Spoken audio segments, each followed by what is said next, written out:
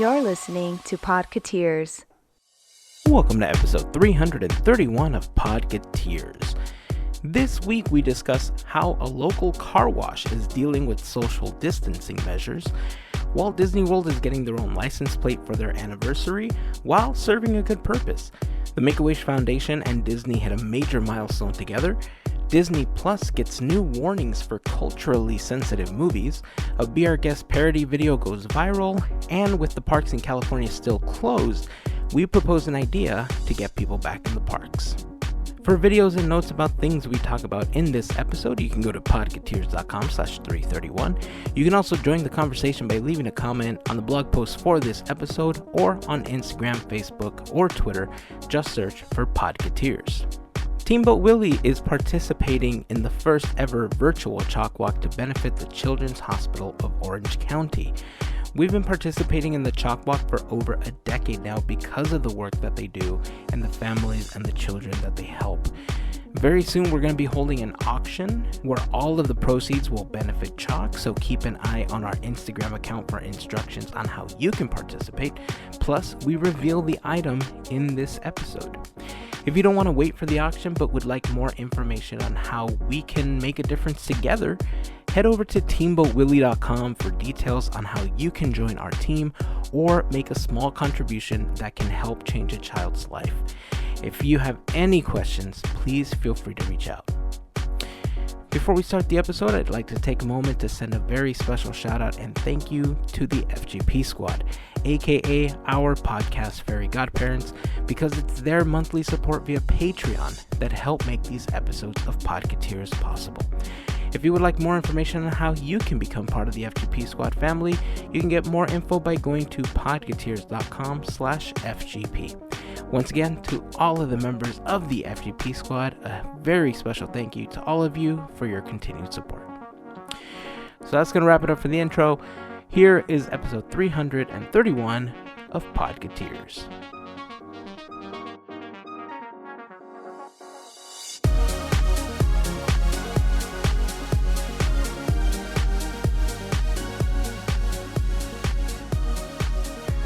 Halloween time. Fun. Spookiness. Dude, there is something that just popped up and it's so cool. Like, for those of us who love thrill and just a little bit of excitement, there is a car wash that just opened up and it's haunted. What? Like really haunted? If you close your eyes, yes. What do you and mean? Listen. So this car wash, it's actually in Huntington Beach. It's really cool.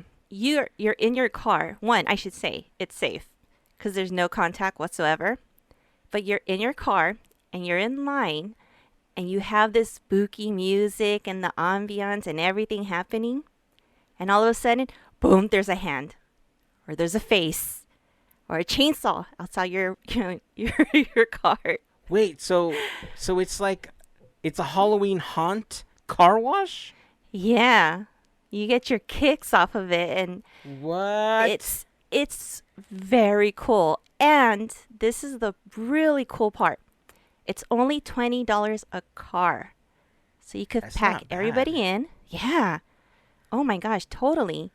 I mean, if you want your fix, your Halloween haunted maze fix, this would be it. That's cool. Yeah, so it's not even that you're going into this car wash. You're actually getting like a show before you go inside.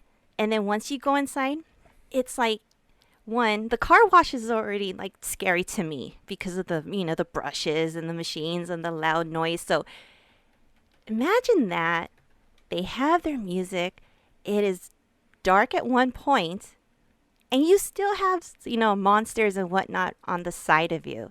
You're slowly going in. You're getting your car wash, which is actually a pretty good deal already because car washes are kind of like $10. It is kind of a deal. So that was going to be my follow-up question. So I'm glad you're talking about it because, like, if this is like a spooky car wash, what are they, like, throwing buckets of, like, red liquid onto your car to make it spooky? It's not the unicorn soap, that's for sure. So you're getting, like, different color soap.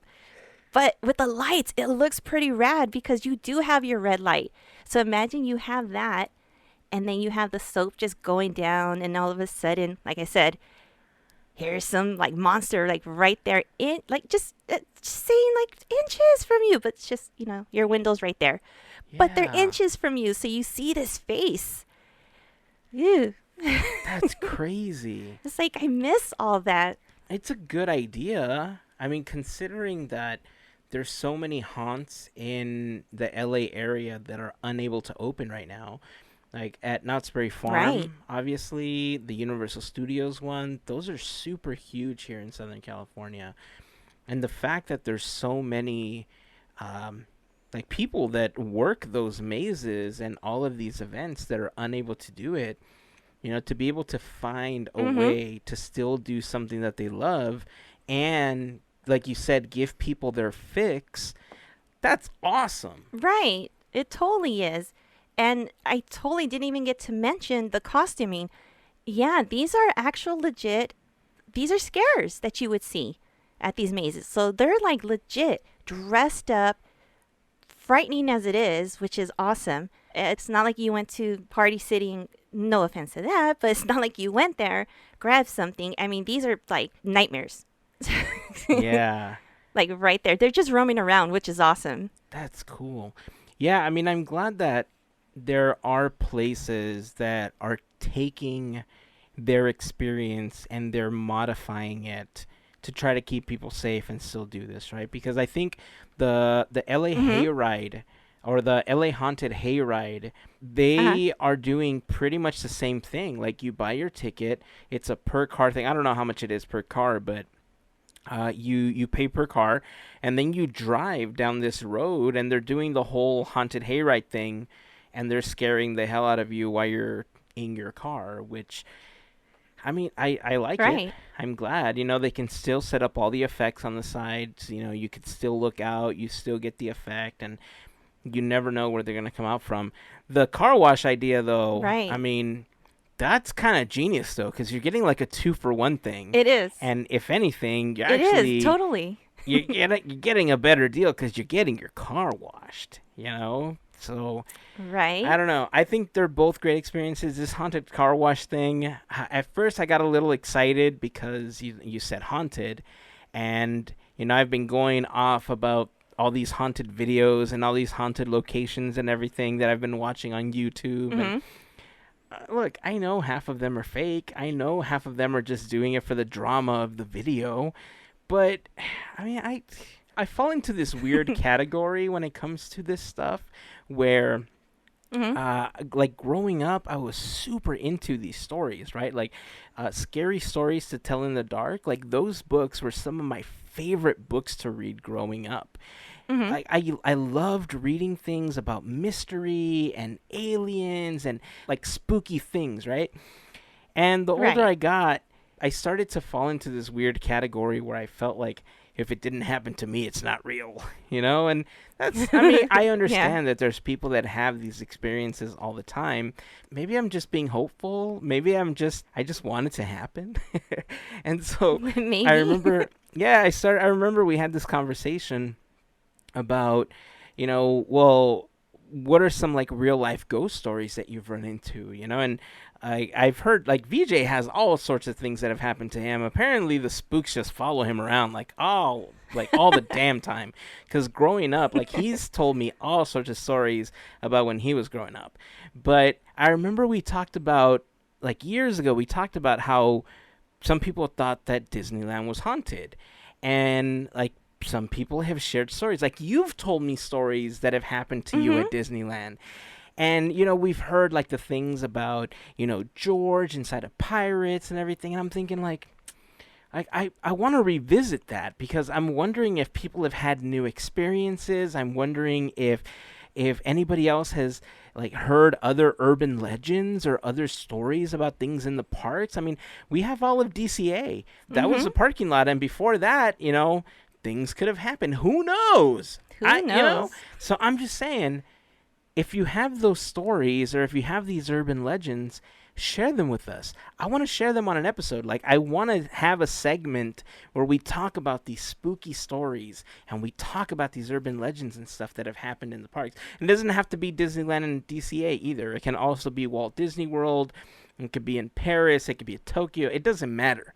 Like, I just want Right. to hear these stories. I'm Mhm. getting such a thrill from hearing like these stories, reading these new books, and watching all these videos on YouTube. Yeah, I'm just kind of getting a kick out of everything. So I'm hoping that people are able to share some of those stories with us because I don't know, I find it so fascinating, but at the same time, I want to believe. I'm like Mulder on the X-Files. Remember Mulder? Like, I want to believe. I mean, he Right. kind of believed, but like, I want to believe too. Right. And, whoever's listening, if you do have a story and you think it may not be scary, I want to hear it. I mean, there's so many things, there's so many stories, there's so many legends, like you have mentioned. I mean, let's hear them all. I mean, that'd be cool. Yeah. Quickly, I totally forgot to mention the name of the place so we can Oh send yeah, people what is it? over. Sorry. That's my fault. I'm so sorry. It's no, it's all good. We were I got just like, oh my gosh, sidetracked. haunted stuff, and we got carried away. I It's know, all good. sorry. So it's actually Tunnel of Terror OC, and that's where I found them on Instagram. And actually, my friend Ryan told me about them, and I was able to find them through that. So they have a lot more information, and Nice. I believe they only have tickets for Thursday through Saturday, all up until Thursday. the 31st. All right. Well, we'll put a link in the blog post for the episode if you want to check that out. But I'm sure that we'll be able to repost something on Instagram as well. Yeah. But Tunnel of Terror OC, that's cool. I love that concept. And like I said, as long as people are finding a way to work right now, since Yeah, everything is exactly. closed, that's awesome. I'm glad that they're Right. finding these methods to kind of to help people that are out of work out, but kind of give everyone else their fix. And it's actually going to lead into an interesting conversation or an idea that I've been thinking about Disneyland, which we'll talk about Mm. later. So that's called a tease, kids. It's called a tease. Okay, so before we jump into the episode, we're going to shift gears right now, but we're officially signed up for the Chalk Walk. Yeah. Uh, we've been participating in the Chalk Walk now for several years. I think as Teamboat Willie, we've been doing it for about 4 years now. My wife and I have been doing it for almost 2 decades. That's a safe way to put it. There Since you I go. don't remember the exact number, I'm going to go with almost 2 decades. So I think that's pretty safe. Mhm. But yeah, we've been doing it a really long time. We love it. It's always been held inside of Disneyland with 80,000 other people, but Mhm. because of the current pandemic, unfortunately, we can't do that this year. So it is going to be a virtual experience. They have a few things that they suggest that you can do to kind of make it feel like you're a part of it and everything like that. But the important thing is the money that we're raising to help the kids that are in the Children's Hospital of Orange County.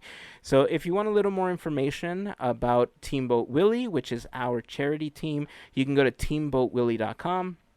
Super easy to remember because it's just like Steamboat Willie, but without the S. Or if you want to make a contribution or join our team, you can go to chalkwalk.org/Teamboat Willie. Both of those links will be in the blog post for this episode over at podketeers.com/331 if you're interested.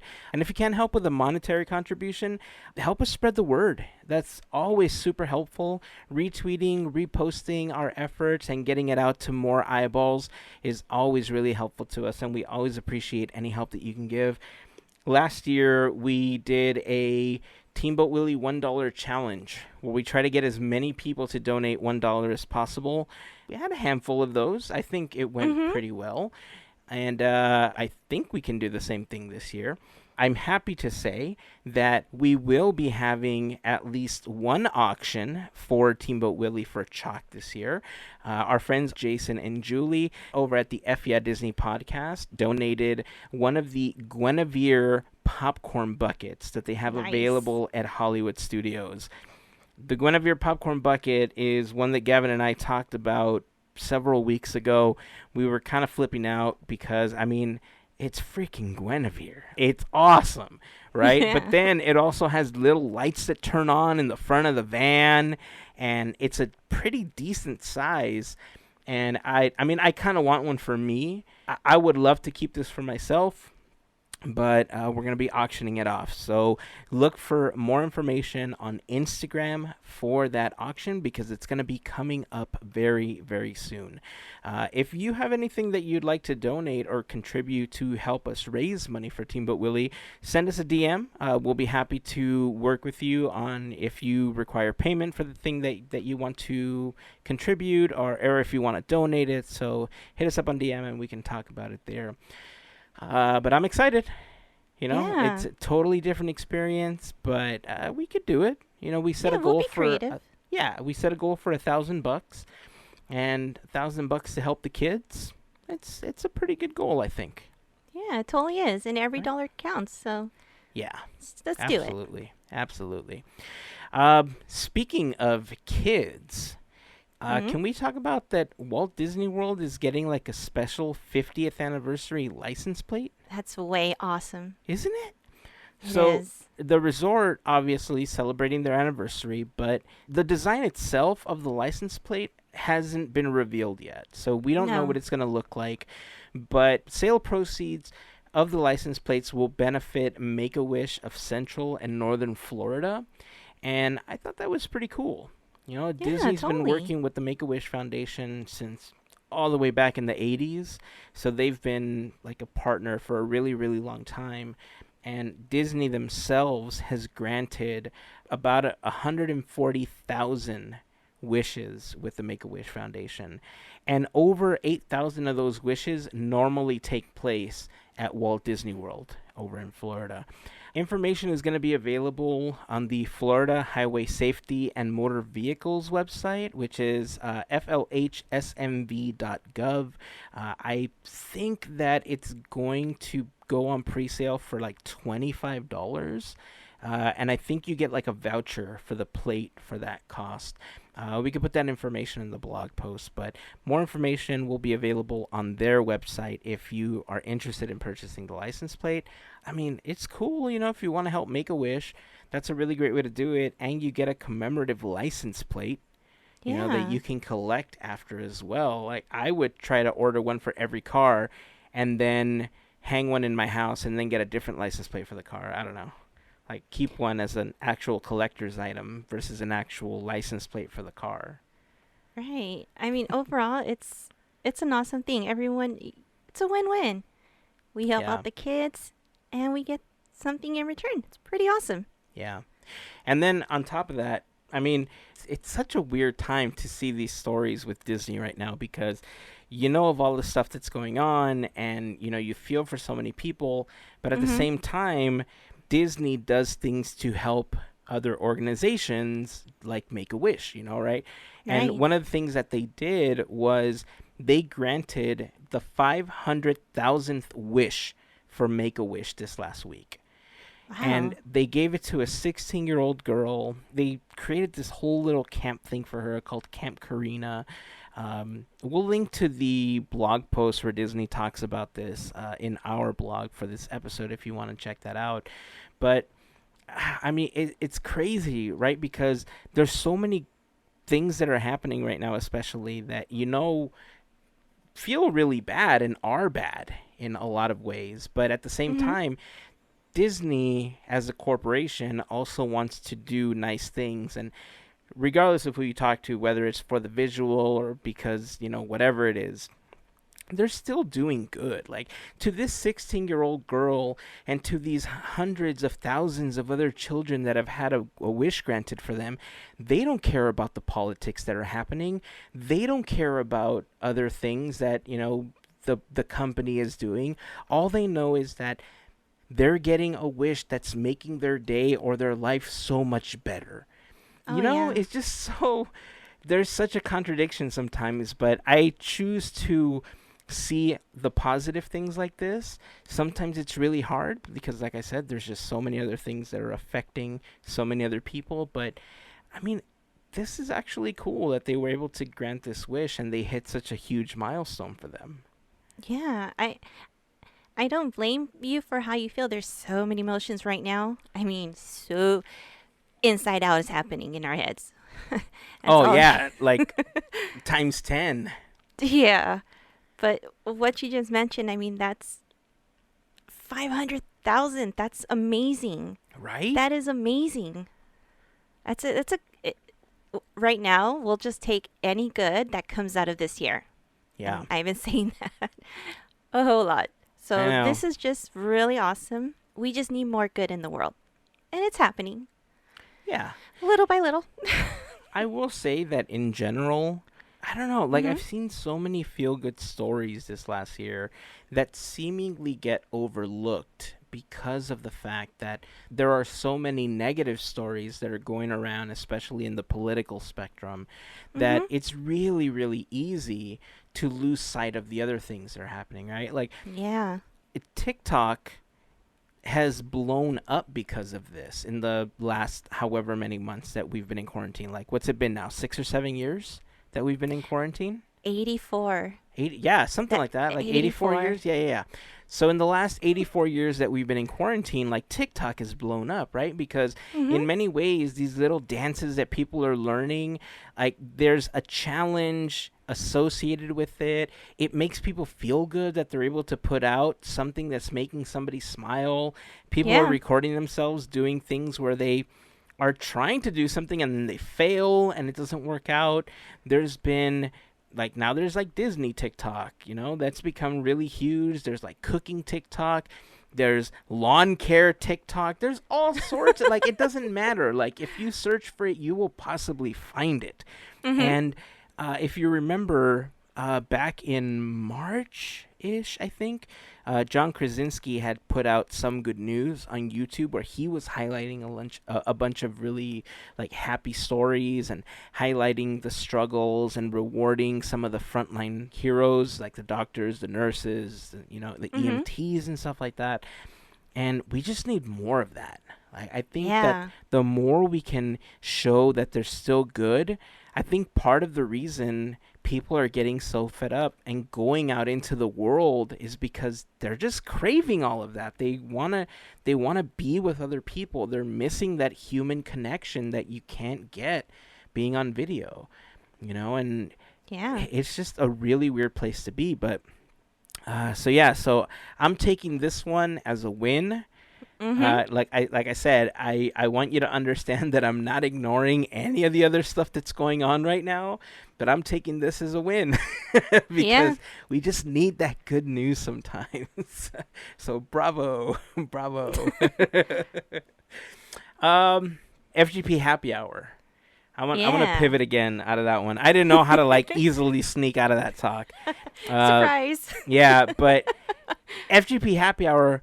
Oh my damn! It was so fun, It was. It felt good. right? Man, we missed everybody. I know it's been a while. I was so happy that we were finally able to get together on a call, and we were missing a bunch of people too. Yeah. I feel bad because I kind of posted on Patreon really late.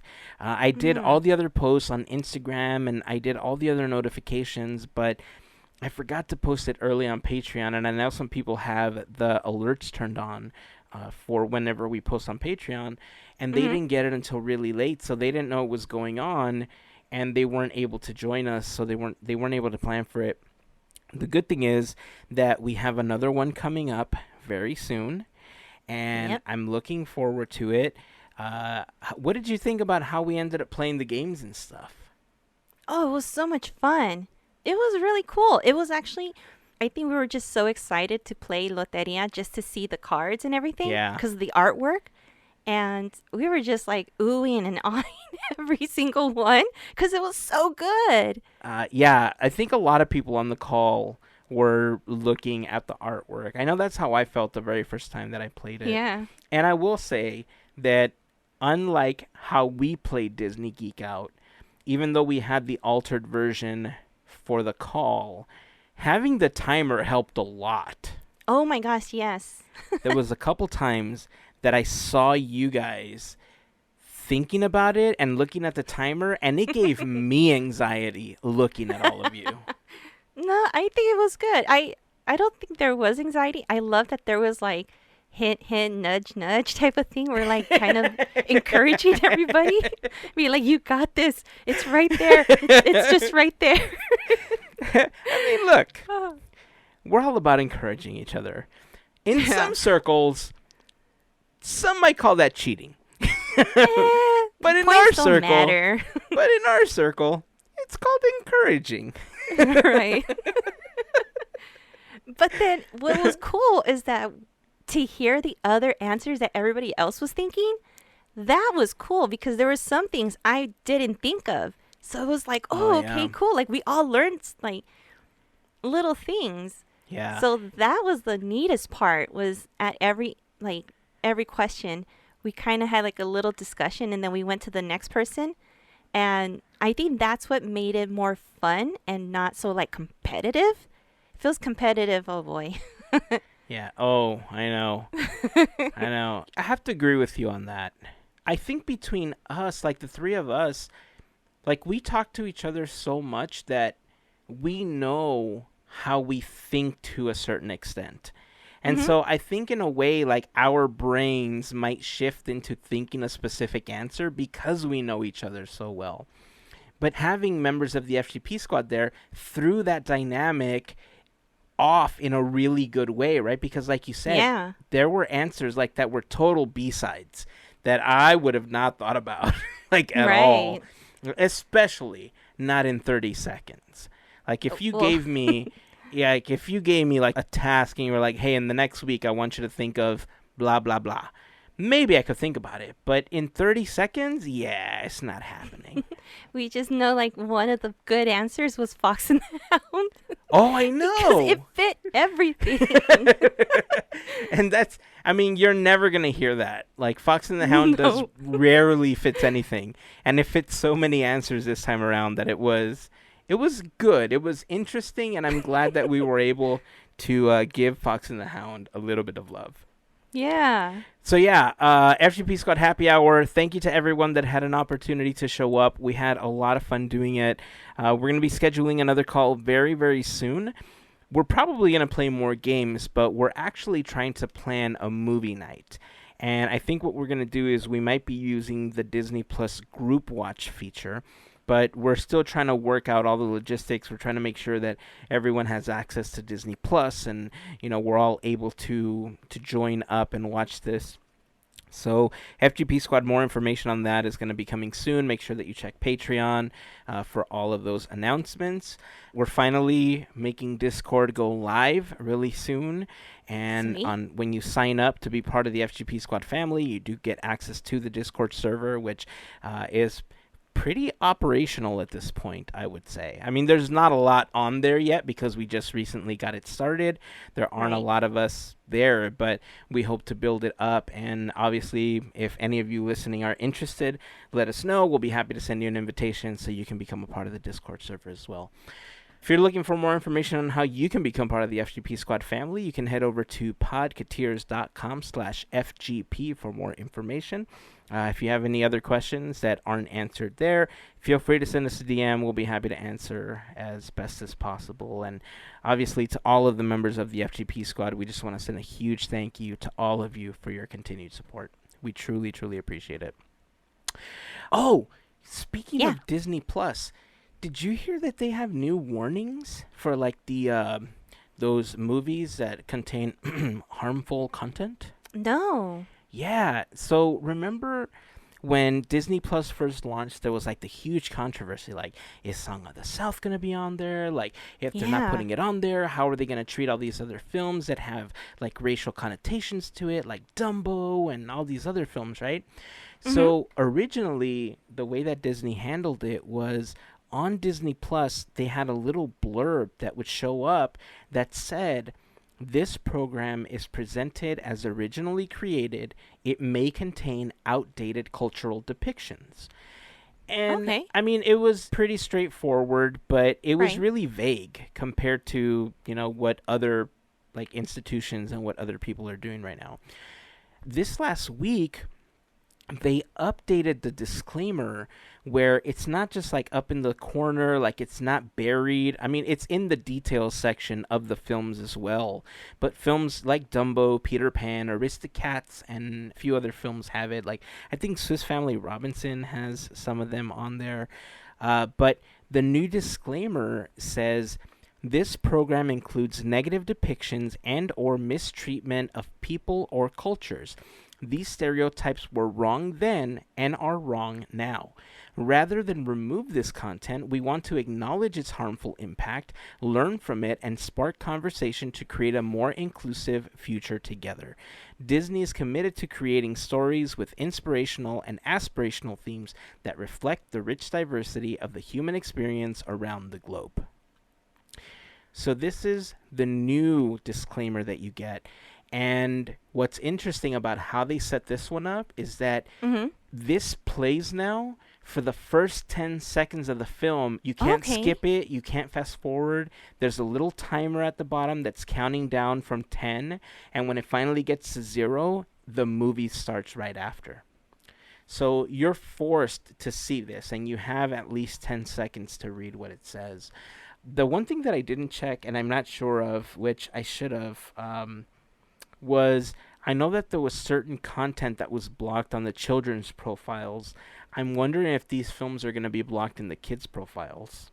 Oh, probably. Let me see. I'm actually going to test this as we're talking right now. So here, it's a good question because I wouldn't have thought of that. Oh, so the original Peter Pan is not available on a child's profile. Only Return to Neverland. Yeah, okay, so the original Dumbo, no results found for Dumbo on a children's profile. So from the way that it looks, I mean, I've only tested 2 so far, but it looks like if the film has this disclaimer, it's not going to show up in a children's profile. I'd have to verify a handful of others to double check to be completely certain, but at least from looking at 2 of the ones that were mentioned as the problematic films, they don't even show up in the search for kids. So, I mean, it's good because that allows you as a parent to go in and talk to your kids, explain to them why that's there, and why the things that they're seeing in the film are wrong, and how they should approach it and how you should talk to them about it. So it's good. And you took the words right out of my mouth. I was like, that is perfect. I would see like the parents talking about it and, and let the parents, if they want to show it, cool. If they want to make that decision, cool. It's like a educational moment. Yeah. That's pretty much it. And the disclaimer, I mean, I like how it's more detailed. So kudos to Disney. I just wonder if they're going to leave the timer on or if that's another question. Was 10 seconds, I wonder if that's long enough or if it could be shortened. Like I don't know if that makes sense. Yeah. Like I wonder if that may bother people that it's too long on the screen. Because sometimes I like to just watch the movie and just skip through everything. That's just me. Yeah. So I get it. I understand why they did it, right? And I think 10 seconds is an ample amount of time for adults to read through the disclaimer and figure out if they want to watch it with their kids or if they want to, explain to their kids, hey, this is what's going to be happening in this movie. Let's talk about it. And they can handle it however they want. And, I mean, let's be honest. There's also going to be some parents that are just going to be like, I was fine growing up with it, and they're just going to show it to their kids regardless, of course. Right? Yeah. And I understand why they're doing it without the ability to pause it or fast forward it because they want to make sure that people understand that film has those connotations to it. Right. I don't think there's enough where it's going to really become a hindrance, like with your Disney Plus experience, because when you think of the catalog of films that Disney's put out there, and you think of the ratio of films that are going to have that on there, I don't think it's going to be a bother. I mean, an extra 10 seconds out of your day for that film. I mean, I honestly, when I brought up Peter Pan to check it, I blinked, and it was pretty much gone. I didn't really feel like it was like this huge deal. Like, it'll take you longer to find a comfortable spot on the couch before like you know what I mean? Like before it's like, oh, did I miss it? Or, I mean, if you know what it says, you know what it says. The first time that it comes up, you're going to be like, oh, well, what is that? And you might rewind it and, see it again. But, I mean, overall, I didn't think it was a big deal. I mean, if they don't add a fast forward to it or a way to turn it off, I don't really care. Yeah. But yeah, so that's been updated. So the next time you're watching films on Disney Plus, you will see that. I thought it was a really good addition to it. So speaking of videos and speaking of things that make me happy on Disney Plus, obviously Beauty and the Beast is one of my favorite films. I just saw it again this last week because why not? It's there. This week, there was a video that kind of blew up on social media because it featured some of our favorite Disney characters in the form of Lumiere singing a parody of Be Our Guest, but it was called Wear a Mask. Nice. And it was written and performed by Noah Lindquist and Ashley Young.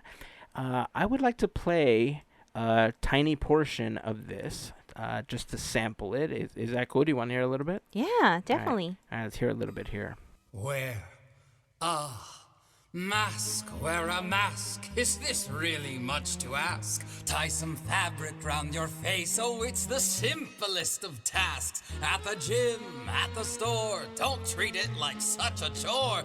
No, these mandates aren't malicious. All your theories are fictitious. Lumiere in general, I mean, he's a pretty nice dude, right? All he wants to do is he wants to help Belle. And in this rendition, you know, he's trying to speak some truth. He's trying to lay down what it's like to wear a mask and why you should. But, I mean, later in the song, Mrs. Potts gets a little spicy, for real. I mean, there's a couple things that have to be bleeped out in the song because they're not good for tiny ears. But in general, yeah, I liked it. It's so catchy. It's so catchy. It's so good. And I could jam to this. You know, the thing is that it's how so many people are feeling right now, right? I get it. It's the call of people just being frustrated with everything that's going on and people's attitudes towards this whole thing that's happening. So I thought it was pretty clever. And then I went on Twitter after somebody had forwarded it to me, and I started reading some of the comments, and people like Joe Rody were commenting in on it as well. They're like, oh, this is great. I'm paraphrasing, but he thought it was great too. And there was other people at Disney that were commending the song as well. But nice. I'll put the entire video in the blog post for the episode if you want to check it out. Podketeers.com/331. I mean, is it bad that I want to make a portion of it my ringtone, like where Mrs. Potts is like expletive dropping? Like it's your ringtone. It is your ringtone. Yeah, it wouldn't go over well. It wouldn't go over well. I'll just leave my boring ringtone for now. So yeah, I thought that was pretty fun. Since we're on the topic, I did just want to touch on what's been happening in California. Obviously, you know, there hasn't been a huge change since the last time that we talked about it. The governor is still not releasing guidelines in order to open up theme parks and a lot of other businesses in California as of right now. And it looks like there was a coalition of unions that got together and they wrote a letter to the governor saying, hey, look, you know, we want to work with you. Let's work together to get these guidelines out. We have too many people out of work. Let's make this happen. The governor's office is fighting back, basically saying, look, we're being guided by the science. You know, we're not going to open right now. I know you guys are all anxious to do it. And in a statement that they gave out, it's basically saying that, actually, here's one of the lines from what it said. For the overwhelming majority of us to get to where we need to go as a nation, as a state, that will not happen until 2021. Ooh. I'm basically taking that as a direct comment, direct response, saying we shouldn't expect to see these parks open until 2021. Yeah. With the way that things are moving, it's everything is just moving so slowly, and with so many setbacks, we're literally been taking it day by day. Yeah. Oh man. You know, when it first happened and we were kind of away from everybody, a few weeks, okay, couple months, Yeah. I get it. But I mean, there's members of my family that I haven't seen in like 6 months, right? In order to Yeah. try to be safe, in order to keep them safe. And I mean, we're coming right into a season where Thanksgiving and Christmas, like all these things, like you get together with people and it's going to drive so many people insane that they can't do it. And I was reading an article that was talking about how the bubbles that people are creating are causing more of the issues because, I mean, I don't know if you've heard of the COVID bubbles that people are doing, but basically what they're doing is they're finding people that they feel are safe and that don't have the virus or say that they don't have the virus, and they're getting together with just this group of people. That way they have other people more than just the ones that are in their household to hang out with, to go out with, to go hiking, to go whatever, right? So you have something to do with other people. But those other people may also be in other people's bubbles. And so there's a trickle effect because they may be bringing something that someone else had, and if someone else was in someone else's bubble, your bubble is no longer helping. You basically punctured the bubble and you're letting everything in. Yep. And so I was reading a report that was talking about how these bubbles may be to blame for some of the spikes that we're seeing right now because so many people are getting comfortable with it. That I know is going to be a really huge problem. But I was thinking about this issue about how Disneyland can handle this. And if Disneyland itself, I know that there's reports that as far as getting together, being outdoors is safer than being indoors, obviously, because indoors you always don't have proper ventilation. The virus can hover. At least outside there's wind. There's all sorts of factors that could prevent you from getting it. So it's safer to be outdoors around other people as long as you're responsibly social distancing from them. And so we've seen that implementation in things like how Walt Disney World is currently open. We've seen that implementation in how Disney Springs and Downtown Disney here in Anaheim are open. We've seen it with other locations as well, right? So what if, let's say the state and the unions and Disneyland absolutely cannot reach a deal. Let's say that this is true. It's all going to reopen in 2021. But in the meantime, what if you turn the park into a giant restaurant? What if we set tables all around the hub in front of the castle, and you can still have your shows, like your light shows, like no fireworks, but you can have the projection mappings, you can socially distance everybody, and you just have dinners in the park. Right? Like you have the resources to make a bunch of dinners like that. You have the space to, like, you don't have to open the whole park. Like, open a section of it. If you want to have attractions going so that you have some of the kinetic energy in the background just kind of moving, then okay, cool. You know, do it. But in general, what if the parks did something like that? Like, what if they just made Disneyland a giant outdoor restaurant? That would be great. That's actually not a bad idea at all. Most of us go and food. I mean, we can't grab some of the stuff over there. Yeah, and I'm not talking like burger and fries, right? Like, I'm not talking about something you can get in Tomorrowland. Like, I mean, like Blue Bayou. I'm talking about like Napa Rose. I'm talking about these meals that are worth something, that are delicious, that are nice evenings out. And I'm telling you, like, I think you can set it up so that just like, you know how you can buy the dinner reservations to sit in front of the castle to do all that stuff? Yeah.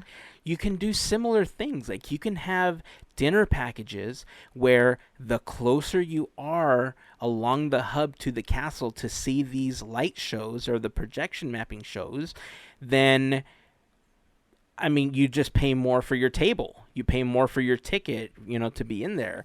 And on a nightly basis, they have enough to fill up the hub and maybe a row down Main Street. I don't know, like as far back as you want to go. I mean, the further back you can't see the projection mappings, obviously, but you can do all sorts of those. Like you can do a night in New Orleans Square and do it in New Orleans Square. You can still maybe even do Phantasmic.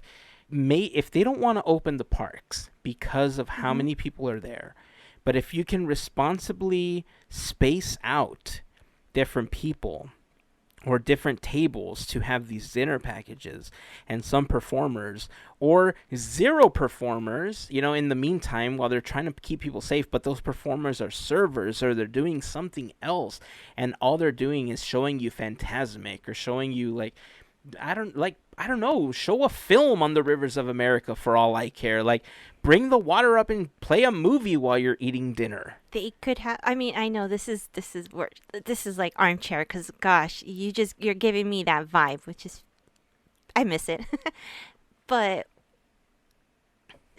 show, yes, they. I mean, if they don't do Phantasmic, why not do Mickey's Mix Magic, where they had the lights, they had the music, and that was it. Yeah. You don't have to do the projections. You can if you want, but just have like that atmosphere or something like that. That'd be great. Oh man. Now my mind's like, what if we could do that? And it's like, I want to go back. I mean, look, I'll tell you the truth. Personally, I have mixed feelings, even though it's my idea. Okay? Because do I feel comfortable to go back to the parks? No. I mean, I just want to be clear about that. I know that there's tons of people and tons of my friends that are going to like Walt Disney World. They're going to Downtown Disney. And quite honestly, that's great. If you're able to do it safely and you're able to stay away from other people and you can do it in a way that, you're going to make sure that you're not going to catch anything or spread anything, great. But do I feel safe going back yet? Absolutely not. And it has, that's me personally, right? But at the same time, with enough businesses that are opening their doors, like there's so many restaurants around our area that are taking up more than half of the street, where most streets are becoming one way only because of the fact that there's all these tents and there's socially distancing tables in order to keep the restaurants open so that they don't go out of business, right? Right. It's essentially the same concept. The only difference is that instead of in the middle of the street in suburban town whatever, you're doing it at Disneyland. You're keeping people off of the attractions. You're able to socially distance and you're able to do it in a manner that's respectful to everybody and you're not putting anyone in danger. More importantly, there has to be a way to make sure to keep the cast members safe. Because that's been one of my biggest things as far as the parks reopening. Like, are the cast members going to be safe? Are the cast members, I know that they're in situations where, they have a job or they don't have a job, but how many of those people that have a job feel like I do and they don't feel safe going back, but they're in a position where they have to go back because of the situation that they're in, right? And in general, regardless of where you work, you should never fear for your life whenever you're going to work. Yep. And so my concern is cast members should be safe, and then all of us should feel safe going back into the parks. And if we can get to a point where we can meet both of that criteria, then if we can't open the parks for the hundreds of thousands of people at once, then boom, Disney dinners under the stars. Can you imagine even just sitting where Princess Fantasy Fair or Toontown or just the atmosphere, just and that's the thing. That's the thing, right? That if you think about it, you could use the entire Princess Fantasy Fair to socially distance an entire band, right? Oh, yeah. Let's think of our friends from Fat Cat Swinger, right? How many members of Mhm. that band are there? And normally they're on a pretty tight stage when they're performing over at California Adventure. What Yeah. if we were able to place each member 6 feet apart, but through the entire fantasy fair, and the acoustics are set up in such a way where if you're sitting anywhere in the hub, you're going to hear that music. Yeah. Okay, so now you have music, you have entertainment. They play for a while you're eating dinner, and then when you're done, you see some projection mappings on Sleeping Beauty Castle, and then boom, you go home. Nice evening back in the parks. Cast members are back at work for a little bit, and you got a night out on the town if you're comfortable enough to do it. Right. And right now, we just want to hear the sounds. So it won't, for me, okay, I should say, speaking for myself, it's just going to take a little bit to make me feel like I'm back. Like that fix. Yeah. So I love everything you just said. And I'm just listening and just agreeing to everything because it's just brilliant. I mean, that's kind of you to say, thank you. But I think we're just getting all to a point where we just really miss the parks as annual pass holders and as Disney fans. But more importantly, I keep thinking more and more of all the cast members that are out of work, and the idea that so many cast members are in positions where, you know, they're losing their jobs over things that they shouldn't be losing their jobs over. It just makes me think, like, we need to start finding other solutions for this. And if we can't go full blown, then what are the things put in place right now that we can use to our advantage to do this? And I hope that, you know, this last week, the governor, or 2 weeks ago, I think we talked about in the last episode that the governor of California had sent out like a secret task force to Florida to figure out like how their plans were working and to see how their operations were being handled, to see how they would transfer over to Disneyland here in Anaheim.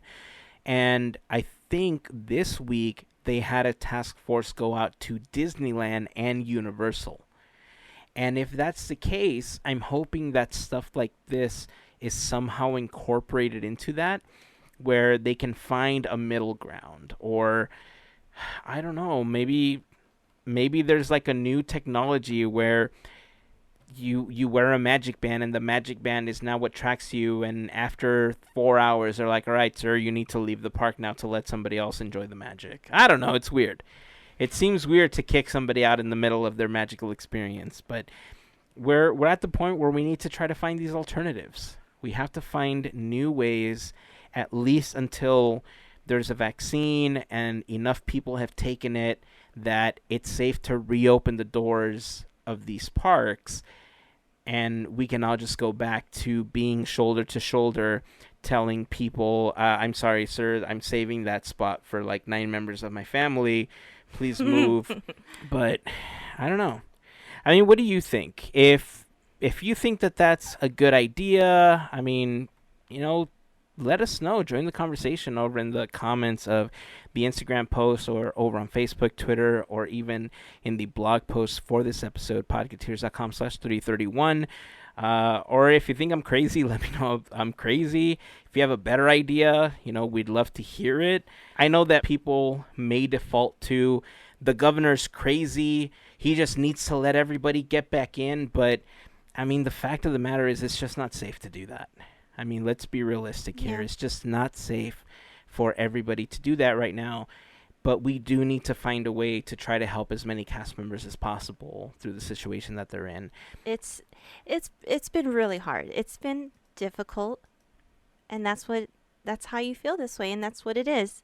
Yeah. I mean, we're trying all together as a community to even try to get, you know, what we can. Remember how we were talking about giving magic back, and we're kind of getting there. We're kind of going. The gears are slowly turning, so there's like that little glimpse of hope. Yeah.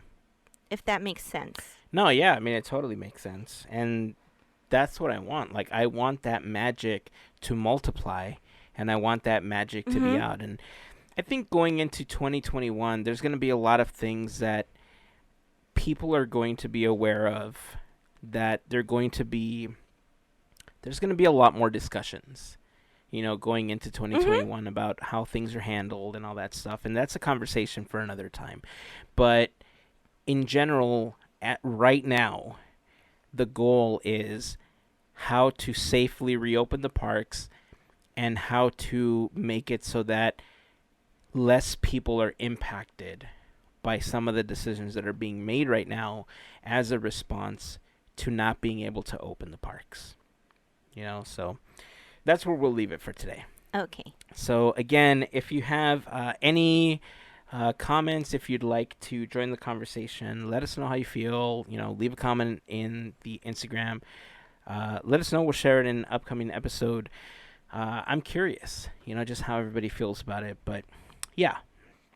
Also, once you're there, if you have any ghost stories or any urban legends that you'd like us to discuss or talk about, or that you'd like to share, I know that there's some out there that I know of, but I'm sure I don't know all of them, because I think we've talked about some of them in the past. But yeah, if there's any haunted stories from being in the parks, we'd love to hear them and share them in an upcoming episode.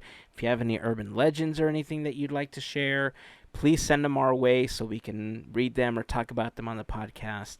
I'm kind of excited to do that. I've been wanting to do this type of episode for a while, and I know that members of the FGP Squad actually suggested this some time ago as well. So Mm-hmm. I'm pretty excited about that. So I'm hoping that we get enough responses that we can fill up a good chunk of an episode. If not, I'm just gonna start making up ghost stories. I mean, you're not gonna know what's real and what isn't.